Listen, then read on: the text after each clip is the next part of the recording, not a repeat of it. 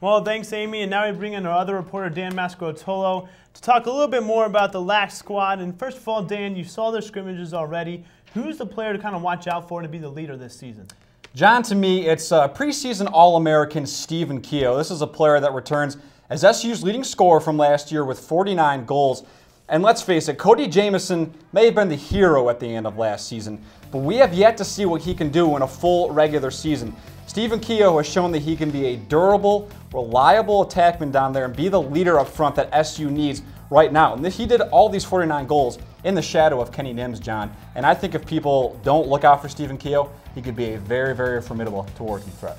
And now this year, Syracuse goes down to UVA, probably one of the most marquee matchups. Last year, almost 17,000 people came into the Carrier Dome for that. Is that the best matchup of the season? John, it is. And because it's the toughest early season test for Syracuse this year, let's face it, we saw in those scrimmages, Syracuse is not looking like the dominant #1 team in the country against teams like Hofstra, Lemoyne, and Maryland. As good as those teams might be, but we expect Syracuse to be better than that. This is always a high-octane match between the Cavaliers and the Orange. Always a lot of energy, and what's great about the Cavaliers is that they have the talent to match up man for man with Syracuse. Those great players, Shamel and Ramel Bratton, Adam Gittleman, Steele Stanwyck, Brian Carroll, all these guys that can match up with Syracuse, that I think, honestly, when Syracuse goes down to Charlottesville, I think that they're going to be in for a rude awakening. Yeah, UVA brings back a bunch of talent for their squad. But what's one of those kind of unsung heroes on the Syracuse squad that might do the dirty work or not get enough accolades but still is going to make a big difference?